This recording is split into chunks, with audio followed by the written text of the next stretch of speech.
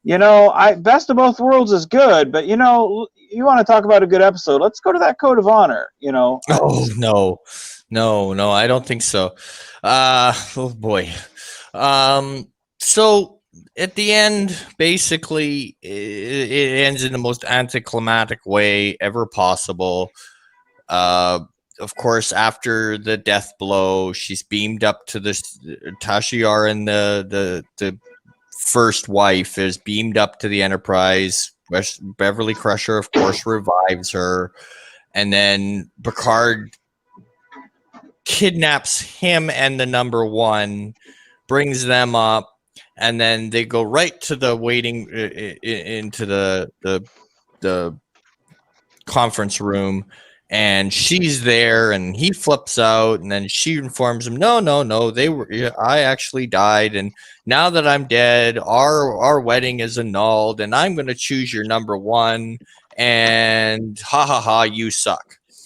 And it's like, what the hell happened here? Like, they get they get the vaccine, and blah. It just, oh, and then the credits roll, and you go, thank God. So I guess we're gonna go around the table and give this a ranking. Bloody hell, Vance, you go first.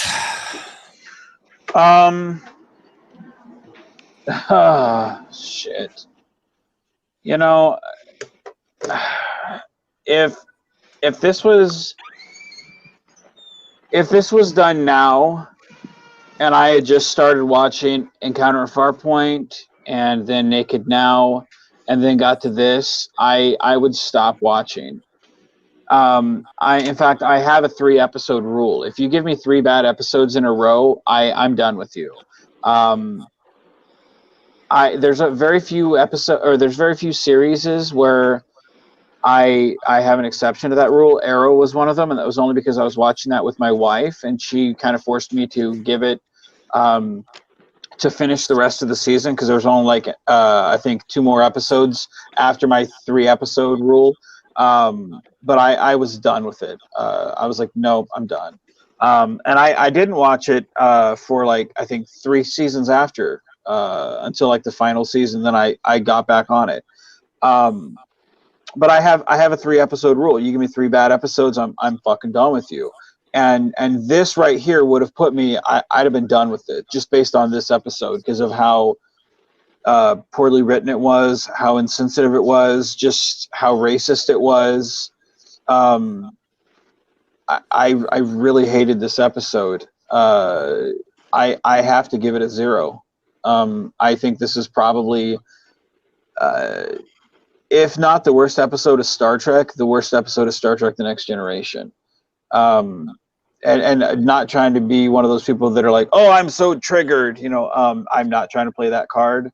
But it's just so god awful. Just because it plays up certain stereotypes that it's like, really, do we have to go there? I mean, you couldn't have thought of something else. You had to do this. And just for lack of an imagination on something, it's just, to me, it's just like, this is just poorly written, and just, I don't like this episode at all, and it's just, fuck off. So, yeah. 0. Yeah. I would give it a 1, only because of Data. Yeah. I think I could be there with you, except I'm going to stay at a 0, and the only reason I don't go into negative numbers is because of Data. That gave me my one smile of the whole thing, so I'll keep it at a 0. But I can't find any other redeeming feature of this entire episode other than Data cracking his bad jokes. Other than that, this episode is just a steaming pile of shit. It's absolutely brutal. Absolutely brutal. Yeah.